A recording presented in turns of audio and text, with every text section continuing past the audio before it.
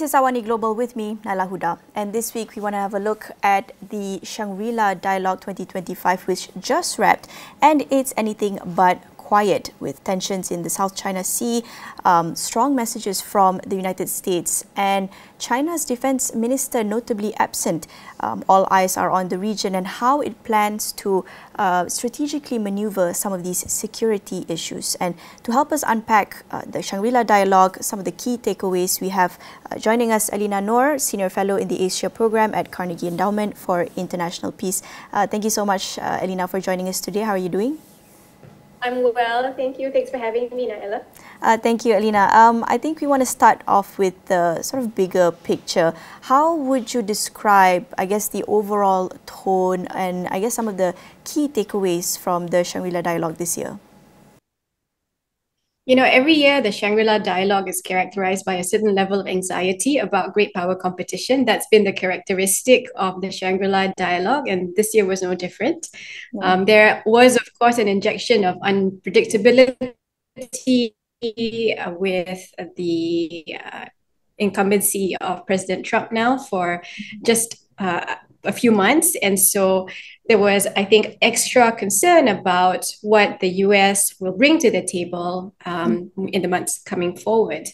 And so I think two main takeaways from me for this year's Shangri-La Dialogue. The first is that what you saw running through kind of the main speeches from President Macron of France to Prime Minister Anwar was this willingness to bring to the table this confidence of sorts, maybe caveated again by some concern about what, in President Macron's words, you know, this strategic autonomy, a third way of sorts between the two great powers of the US and China.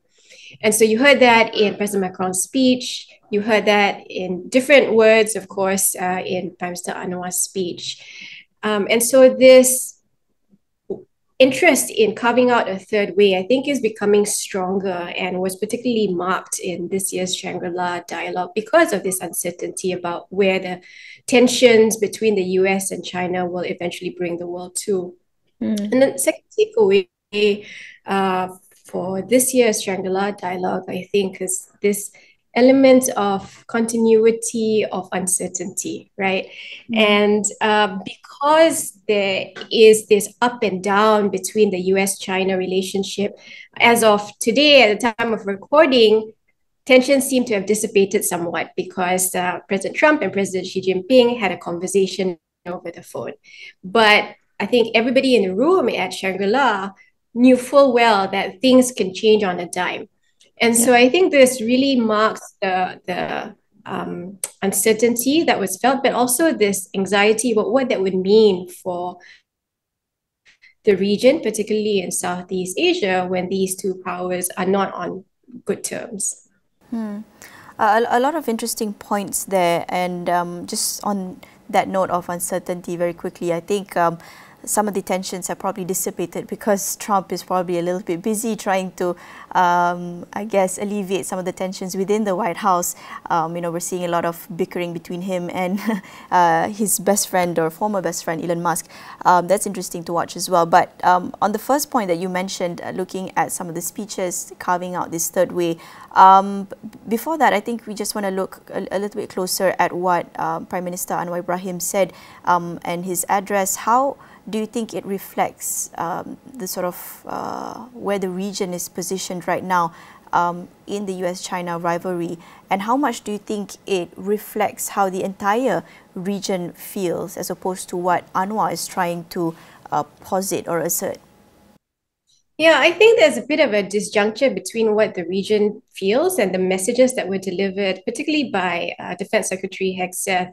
And that disjuncture is really rooted in the fact that this region, Southeast Asia, is very much concerned about the impact of President Trump's administration and its decision to impose tariffs on all countries in the region, ranging from 10% to 49% at the max.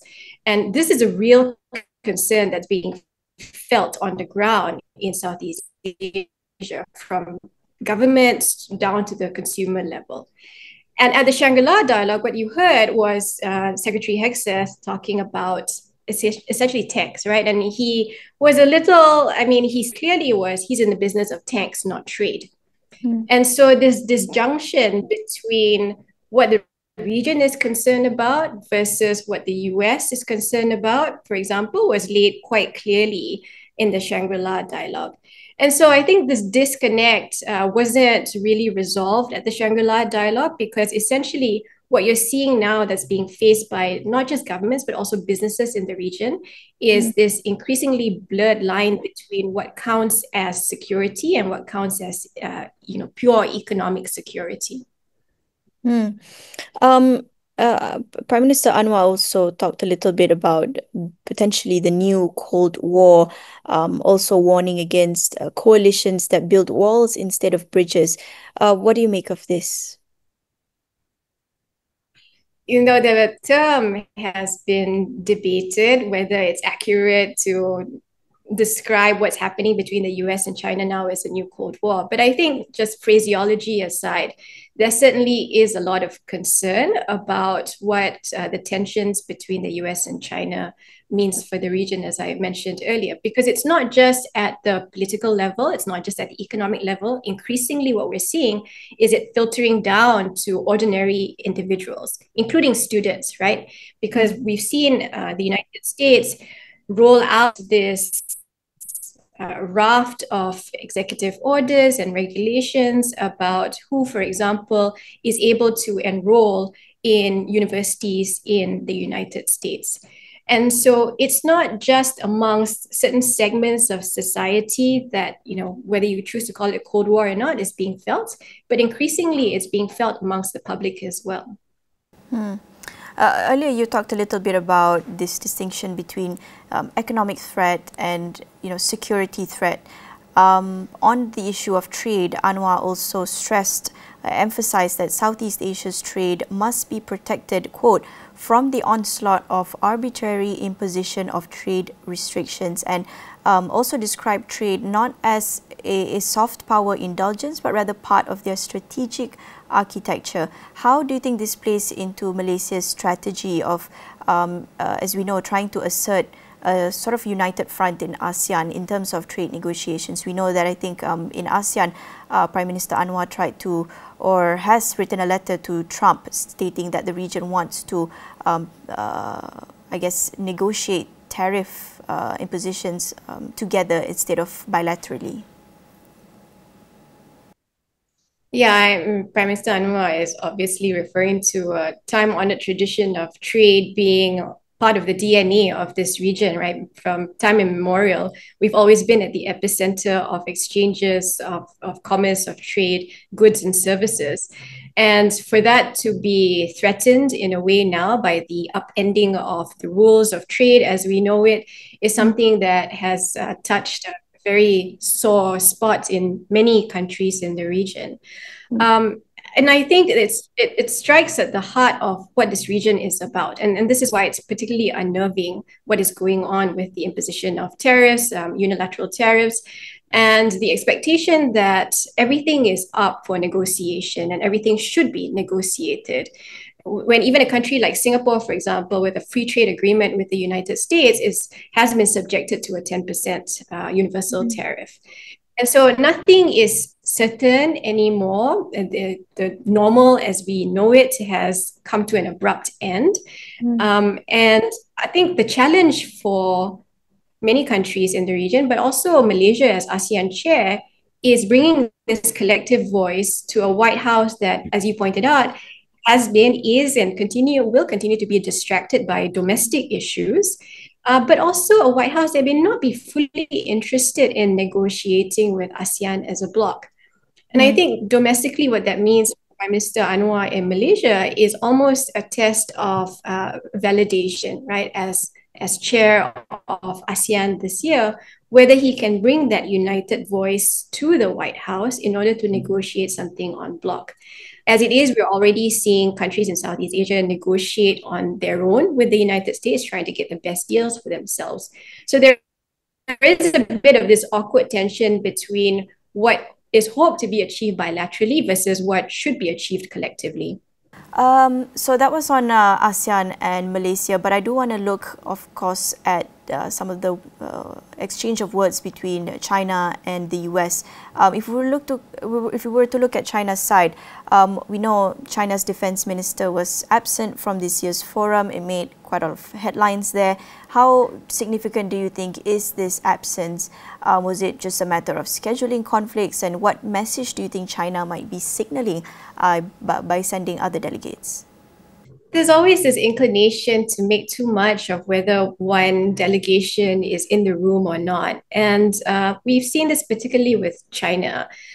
And I think, I mean, I don't want to speak for Beijing, but understandably, if the Chinese delegation has been at the receiving end of hammering over the years in what is perceived to be a Western-dominated platform, the Shangri-La Dialogue, rightly or wrongly, that perception exists, then I think maybe China felt that it might actually reallocate its time. Of the reasons it decided to downgrade its delegation this year. And I can understand it from their point of view. So I think there is a tendency to make too much of whether they were a delegation, and they were quite vocal, as I understand it. But while showing up and presence does matter in the region, I think this focus on whether China is there or not is almost exaggerated to a certain extent, because we've heard this over the years as well. And when China has shown up, there's always something to be argued about, whether they did enough or whether they defended their position strongly enough. And so I think maybe it's a little bit exaggerated. That's on the Chinese side, but if we were to look at some of the strong words from the US, we can see Hegseth using the opportunity to deliver some strong warnings about China's military threat, specifically stressing on the need for Asian countries to boost their defense spending. Do you think countries in Southeast Asia will heed this warning?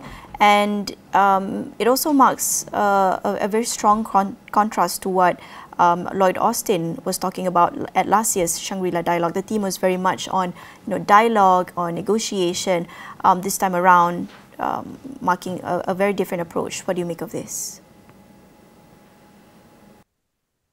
To be fair to Secretary Hegseth, he was just, as he said himself in not so many words, delivering the message from his boss. And he was not there to craft any new policy. He was there to simply restate his country's position on how they see the threat landscape to be in Southeast Asia.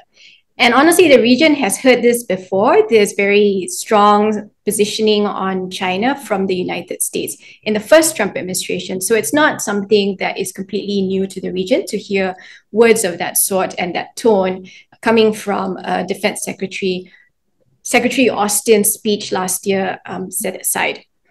But I think that, again, there was this disjuncture because the China threat from the United States is not viewed in the same way in the region. There are valid concerns about China, particularly in the South China Sea, that is felt and perceived and experienced by certain Southeast Asian countries to different degrees.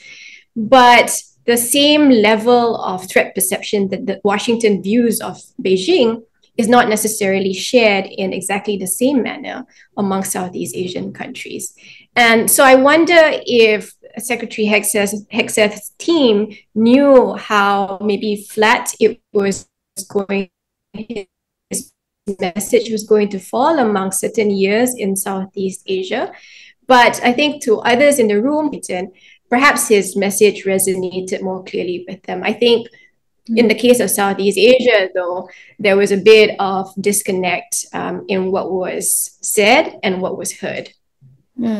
Just quickly on that note, on defense spending with or without Chinese military threat, if we were to talk about defense spending in the Southeast Asian context, do you think this should still be a priority regardless? I mean, if we're looking at Malaysia specifically as well, security analysts have repeatedly pointed out that defense spending is just not a big of a concern or has this lack of attention. Do you think that, regardless of the US-China power rivalry, this should be a priority for them? So Secretary Hegseth had floated the figure of 5%, which is completely unattainable. Not even the US, despite GDP on defense. And for smaller Southeast Asian countries, including Malaysia, that 5% ratio of the GDP is it's not even conceivable. There are other priorities that the government is keenly aware of where spending should go, and rightly so. And again, if we're talking about an increased defense spending, what are we defending against? We do have shortages in our defense capabilities. Certainly, I think the Navy, for example, could use with a lot of shoring up in their capabilities at sea in protecting our territorial waters, but also patrolling the EEZ, for example, but not to the tune of a 5% defense spending or an increase to that level. And it's just not realistic to even think in terms of those numbers. Do we need an increase in defense spending? Probably in certain areas, but not in the way that Secretary Hegseth was advocating.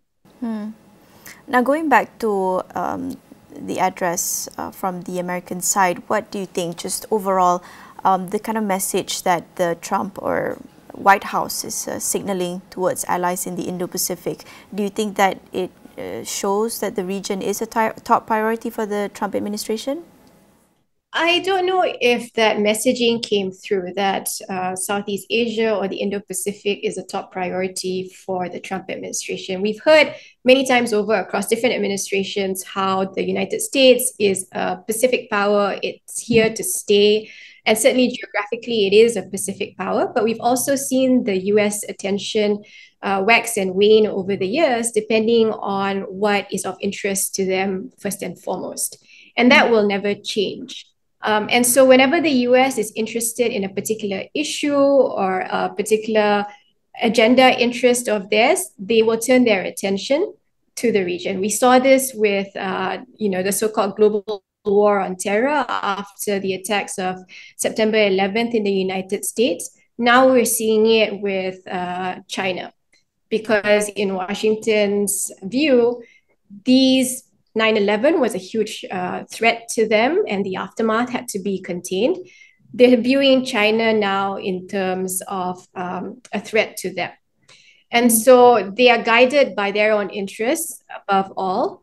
But again, I think there's this disconnect between how they view it and how different countries in Southeast Asia view their own threats. Because again, we're not a monolithic region. But to be fair, Secretary Hegseth, this was his maiden speech to the region. Some of the messaging that was in his speech was a little confusing because he had talked about immigration issues, protecting the US southern border. And so I'm not sure who that audience was meant for. Certainly was it meant for Southeast Asians, maybe more to a US domestic audience. And so while there was reassurance, particularly to allies like the Philippines, that the US is here to stay and here to defend its allies' interests, I think some of the messaging and in terms of who it was meant for was a bit diffuse.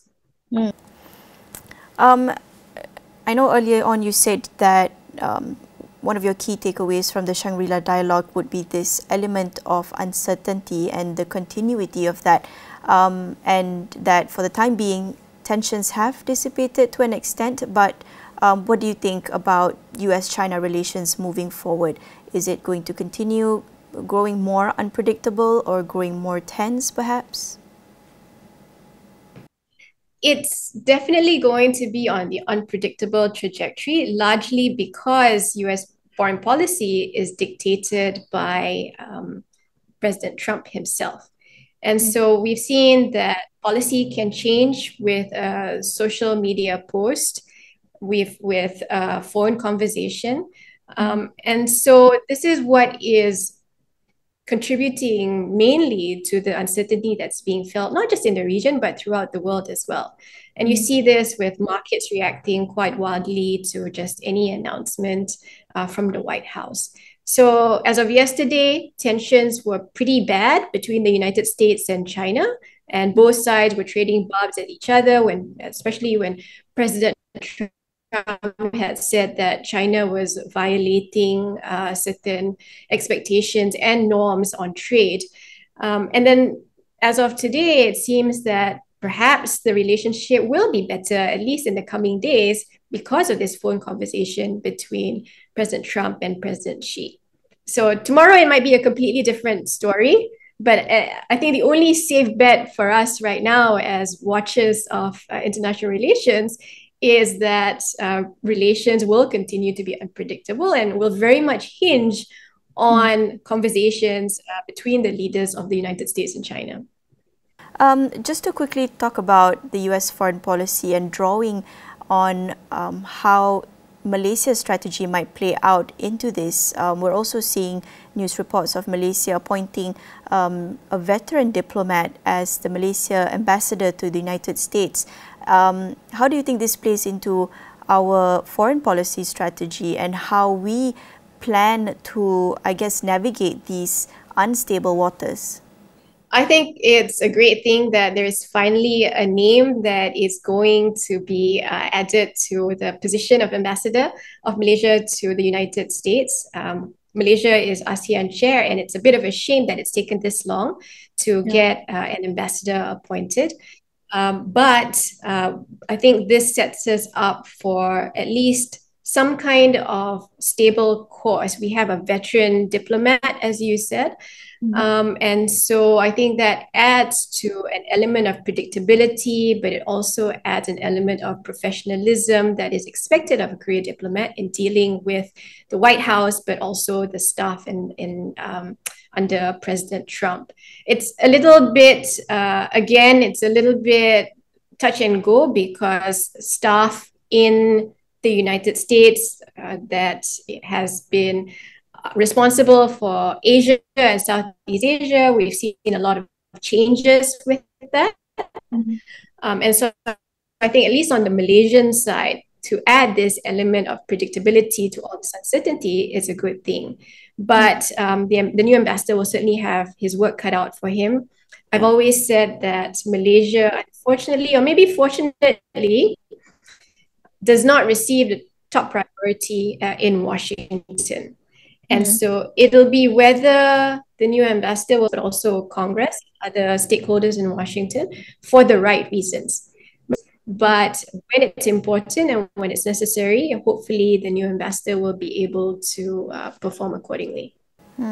A blessing in disguise, perhaps. Now we are coming towards the end of our discussion, and just quickly I want to touch on what you mentioned at the beginning about carving out this third way. That's definitely been the theme, not just for the Shangri-La Dialogue, but we're seeing with a lot of other international dialogues as well, with the ASEAN GCC China Summit as well. A lot of people are talking about this new interest or new demand for middle powers working together or regional blocs to work with other regional blocs. How do you think this plays into what's going on right now? A lot of power rivalry, a lot of uncertainty, but we're looking at the same time, collaborations and new partnerships forged between the global South countries. It's certainly a much more fragmented landscape than it was maybe 10 years ago. And I think this is to be welcome. There's a lot of concern, anxiety about what this means when you see different blocks of political configuration taking place. You have BRICS, for example. You have just came about this year, whether these types of arrangements are going to be sustainable for the long run is a question that's still to be answered. But I think personally, this is a good thing that there are these recalibrations of power, of interest, of agendas. For too long, I think the world has hedged and has lost that sense of not just urgency, but agency in shaping the global agenda. And what has resulted from these ruptures, particularly between the United States and China, is this almost newfound confidence amongst the other countries, the rest of the world, so to speak, to begin to carve their own path, but also assert their own agency in helping to shape that global agenda. So it's shaping the rules and frameworks and governance of these different issues, but it's also an assertion of leadership in some small measure, not just being mere actors in a game that's determined by just one or two major players. Thank you so much, Elina. That's all the time we have on AWANI Global tonight. With me, Nailah Huda. We'll catch you another time.